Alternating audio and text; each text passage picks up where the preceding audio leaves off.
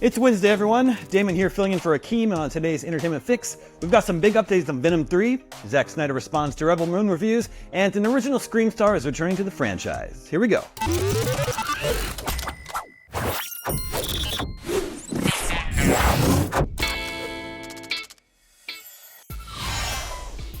The third movie in Sony's Venom franchise has an official title and a new release date. Venom: The Last Dance will be hitting theaters on October 25th, 2024, which is a slight change from its original release date of November 8th. Originally, Venom 3 was scheduled for a summer release, but the SAG-AFTRA strike last year delayed production. The movie is also coming a couple of months after the release of fellow Spider-Man villain Kraven the Hunter solo film starring Aaron Taylor Johnson. We don't have any plot details for Venom 3, so no word yet on if the two movies are interconnected. Sony's been having a rough go as of late with their World of Spider-Man adjacent Marvel side characters universe or whatever it's called. The recent Madam Web was panned by both fans, critics, and the stars of the movie with a Rotten Tomatoes score of just 12%. Morbius, which came out in 2022, is at 15%, while the Venom films fare a little better at 30% for the 2018 original and 57% for the 2021 sequel, Let There Be Carnage. But the commercial reception was considerably better than the critical one. The 4 films released so far have made more than $1.6 billion, with most of the heavy lifting being done by the symbiote corner of this cinematic universe. Anyway, Venom: The Last Dance will be adding to that total this fall. Moving on, director Zack Snyder has responded to the backlash towards Rebel Moon. Via Empire, Snyder said he is unsure why it garnered such a response, but it's something he comes to expect now since there's often divisions between fans and critics.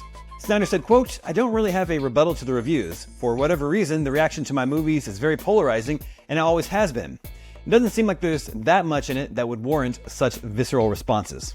The first movie in a planned multimedia franchise, officially subtitled Part 1: A Child of Fire, earned some pretty bad reviews and is currently at 21% on Rotten Tomatoes, doing better than Madam Web at least. IGN's own review said it suffered from, quote, "a derivative patchwork script, mediocre action sequences, and a superficial story." Rebel Moon Part 2: The Scargiver arrives on Netflix on April 12th, and there's also the director's cuts, running a collective 6 hours that will be released later this summer. And finally, Neve Campbell is set to return to the franchise that made her a Scream queen. Campbell will be back in the untitled 7th Scream film, presumably as her character, Sidney Prescott, after a pay dispute kept her out of last year's Scream 6. Campbell celebrated the news on Instagram with an image of the script and a caption saying, quote, "It's always been such a blast and an honor to get to play Sidney in the Scream movies. My appreciation for these films and for what they have meant to me has never waned. I've been asked in the most respectful way to bring Sidney back to the screen, and I couldn't be more thrilled."